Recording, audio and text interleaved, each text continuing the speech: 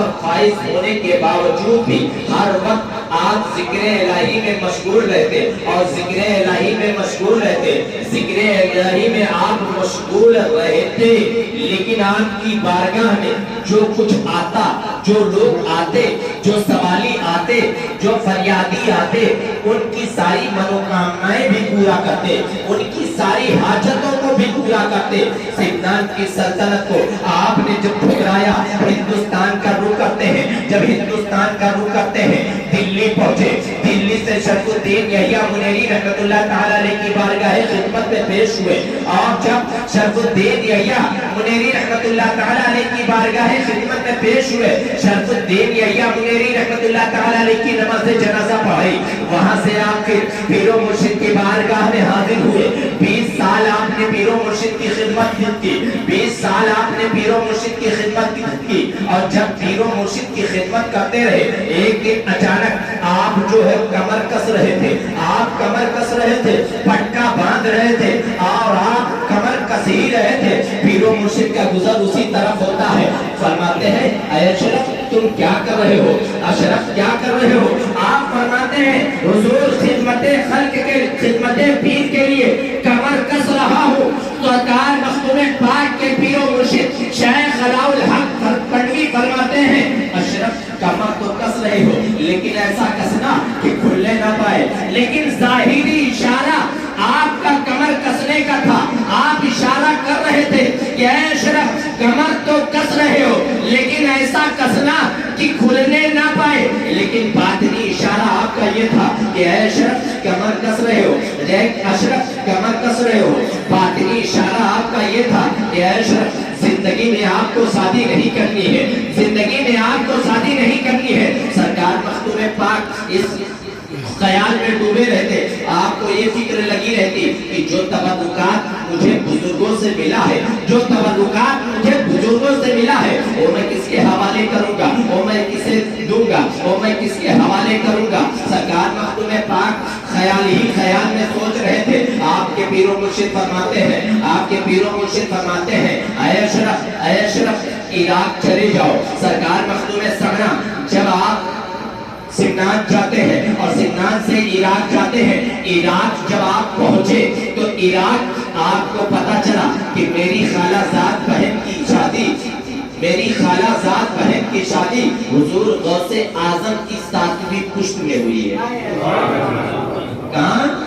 غوث اعظم کی 7ویں پشت میں حضور مخدوم سید سلطان اشرف جہانگیر سمنانی رحمت اللہ تعالیٰ علیہ کی خالہ زاد بہن کی شادی ہوئی تھی۔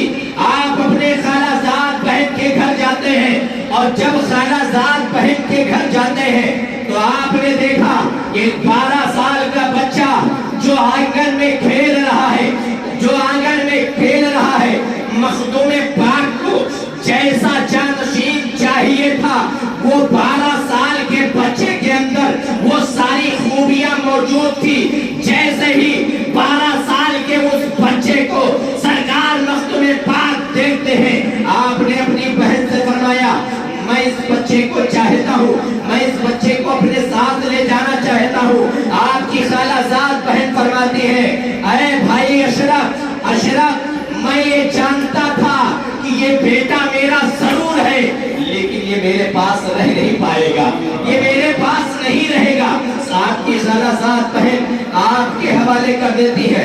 12 سال کی عمر میں سرکار مختوم پاک حاجی عبداللذاق نور العین کو لے کر کے عراق سے آپ جب کی چھوچا کی دھرتی پر آتے ہیں، ایک دن آپ بیٹھے ہوئے تھے، آپ غور کریں، آپ ایک دن آپ بیٹھے ہوئے تھے، آپ نے اپنے پیر و مرشد حضور مختوم سید سلطان اشرف جہانگیر سمنانی رحمت اللہ تعالیٰ علیہ، آپ ایک دن اپنے مریدوں سے فرماتے ہیں، کیا فرماتے ہیں؟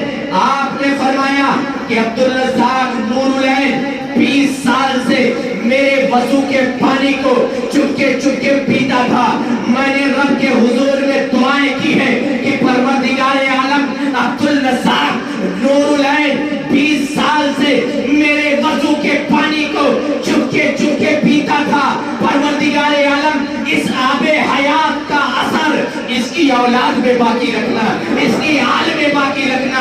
ایک دن پھر مخدوم پاک اپنے مریدوں سے فرماتے ہیں، اے لوگوں، اللہ رب العزت نے میری دعا کو قبول کر لیا ہے۔ لوگوں نے پوچھا حضور وہ کون سی دعا تھی جو اللہ رب العزت نے آپ کی قبول کیا ہے؟ تو سرکار مخدوم پاک نے فرمایا، میں نے رب کے حضور میں دعا کیا تھا کہ عبدالرزاق 20 سال میرے وضو کے پانی کو جو چکے چکے پیتا تھا، پروردگار عالم اس آب حیات کا اثر اس کی حال میں باقی رکھنا۔ اللہ رب العزت نے میری دعا کو قبول کر لیا ہے اور اس کا اثر اس طرح باقی رکھے گا۔ اللہ رب العزت نے اس طرح باقی رکھے گا کہ ہر دور میں عبدالرزاق نور العین کی حال میں ہر دور میں ایک ولی پیدا ہوگا۔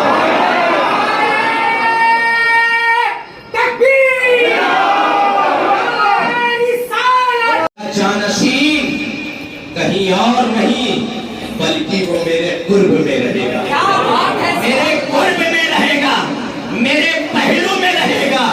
گویا جب تک وہ حیات میں رہے گا تب تک میں اس کے قرب میں رہوں گا، وہ میرے قرب میں رہے گا، لیکن وصال کے بعد بھی میں اسے کہیں اور نہیں بلکہ وصال کے بعد بھی میں اسے اپنے قرب میں رکھنا چاہتا ہوں، میں اسے قریب میں رکھنا چاہتا ہوں۔ اس لیے مخدوم پاک نے اپنے جانشین کو اپنے قرب میں رکھا ہے، اور جتنے مخدوم پاک کے جانشین ہوتے ہیں جو مخدوم پاک کے خرقہ مبارک کو پہنتے ہیں، ان کی مزار مبارک مخدوم پاک کے اسی پہلو میں، اسی گراؤنڈ میں ہوتی ہے۔ سرکار مخدوم پاک کے پہلو میں رہتے ہیں۔ میں آپ کو بتاتا چلوں، ہم جانشین مخدوم پاک کا ذکر کر رہے ہیں، میں آپ کو بتاتا چلوں، وقت کی قلت ہے، جانشین مخدوم پاک کی بہت دور کی بات ہے۔ مہمان مخدوم کا میں نے ذکر اس کے پہلے کیا تھا۔ مہمان مخدوم اگر وہ اپنے بارے میں سوچے تو اپنا مقام نہیں سمجھ سکتا۔ کیسے نہیں سمجھ سکتا؟ میں آپ کو بتاتا چلوں، سرکار مخدوم پاک کے ساتھ 500 قلندروں کا ہجوم جب حج بیت اللہ کے لیے روانہ ہوتا ہے، سرکار مخدوم پاک طواف خانہ کعبہ، صفا مروہ کا سعی یعنی تمام حج کے ارکان ادا کر کے جب فارغ ہو جاتے ہیں تو ان قلندروں سے فرماتے ہیں کہ تم لوگ ایک ایک مشکیزہ آپ سب کو عطا کرتے ہیں اور فرماتے ہیں کہ تم لوگ اس مشکیزے میں پانی بھرو۔ کیسا پانی بھرو؟ آب زمزم کا پانی بھرو۔ کیا آپ فرماتے ہیں؟ اس مشکیزے میں پانی بھرو۔ سبھوں نے اس مشکیزے میں پانی بھرا اور آپ فرماتے ہیں اس مشکیزے کو اپنے سر پہ رکھو۔ کہاں رکھوا رہے ہیں؟ سب لوگ بولو، سر پہ۔ اور ان قلندروں کا مقام، قلندر وہ ایسے تھے کہ اگر کسی کو بددعا دے دیتے تو فوراً اس کی موت واقع ہو جاتی۔ ایسے قلندر اگر کسی کو بددعا دے دے تو اس کی موت واقع ہو جائے، اور اگر اپنے سر کی ٹوپی اگر کسی کے سر پہ رکھ دے تو فرش زمین پر رہ کر کے عرش اعظم کا معائنہ کرے۔ وہ قلندر جن کی بددعا سے اللہ اس پر موت واقع کر دے، وہ قلندر جن کے سر کی ٹوپی اگر کسی کے سر پہ رکھ دیا جائے تو فرش زمین پر رہ کر کے عرش اعظم کا معائنہ کرے۔ مخدوم پاک ان قلندروں سے فرما رہے ہیں کہ مشکیزے میں پانی بھرو اور اپنے سر پر رکھو۔ کہاں رکھوا رہے ہیں؟ اپنے سر پہ رکھو۔ سبھوں نے اپنے سر پہ رکھا اور سرکار مخدوم پاک کے ساتھ کچھوچا مقدسہ حاضر ہوئے، اور جب کچھوچا مقدسہ حاضر ہوئے سرکار مخدوم پاک نے نیل شریف میں اس پانی کو ملایا اور فرمایا تم قلندر لوگ ہو، تم قلندر لوگ ہو، جلالی لوگ ہو، اور تمہارے فتوا سے لوگوں پر موت واقع ہو جاتی ہے. کل مخلوق خدا میری بارگاہ میں جب جھوم جھوم کر کے آئے گی، اگر وہ اپنا قدم تمہارے قبروں پر رکھ دے گی تو تم اگر جلال سے ان پر نگاہ اٹھا دو گے تو وہ ہلاک ہو جائیں گے، وہ ہلاک ہو جائیں گے. وہ کلندر فرماتے ہیں حضور اب تک میں آپ کے ساتھ رہا اور مرنے کے بعد بھی آپ کے قدموں میں رہنا چاہتا ہوں. حضور میں آپ کو چھوڑ کر کے نہیں جانا چاہتا.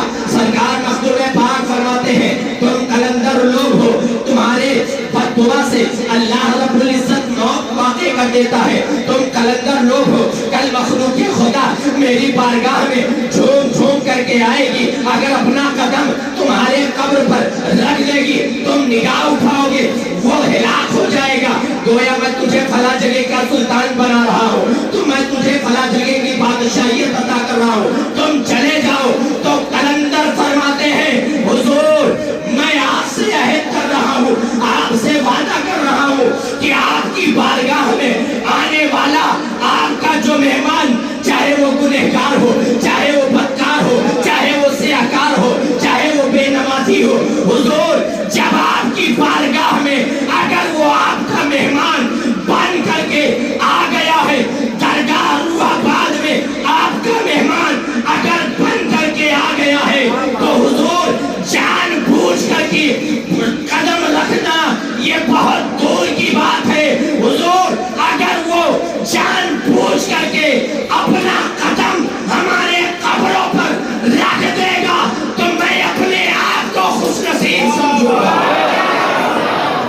میں اپنے آپ کو آنے والا گنہگار ہو، سیاہکار ہو، بدکار ہو، میں یہ نہیں دیکھوں گا، میں یہ دیکھوں گا کہ سلطان اشرف جہانگیر کا بیمار ہے، سلطان اشرف جہانگیر کا بیمار ہے. سلطان اشرف جہانگیر سمنانی رحمت اللہ تعالیٰ علیہ کی بارگاہ میں اپنی فریاد لے کر کے آیا ہے. گویا میں یہ نہیں دیکھوں گا کہ گنہگار ہے، سیاہکار ہے، بدکار ہے. اگر جان بوجھ کر کے رکھنا تو بہت دور کی بات ہے، انجانے میں رکھنا تو بہت دور کی بات ہے. اگر وہ جان بوجھ کر کے رکھ دے گا تو ہم اپنے آپ کو خوش نصیب سمجھیں گے. جب مہمانے مخدوم کا مقام یہ ہے کہ کلندر کہہ رہے ہیں انجانے میں رکھنا بہت دور کی بات ہے، جان بوجھ کر کے اگر رکھ دیں گے تو میں اپنے آپ کو خوش نصیب سمجھوں گا. جو جانشین مخدوم سمنا ہو، مخدوم پاک کا خیقہ مبارک زیب تن کرتا ہو، اس کا مقام کیا ہوگا اس کا اندازہ ہم اور آپ نہیں لگا سکتے.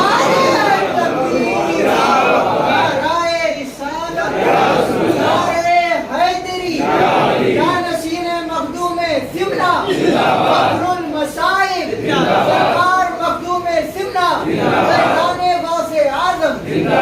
یہ دعا کرتے ہیں کہ اللہ رب العزت فخر المشائخ جانشین مخدوم سمنا کے وسیلے سے سبوں کی حاضری کو قبول و منظور فرمائے، مخدومی فیضان سے سبوں کو مالا مال فرمائے. اور فخر المشائخ حضور آقائی مولائی مرشدی علامہ مولانا سید فخر الدین اشرف رحمت اللہ تعالی علیہ کے درجات کو بلند فرمائے.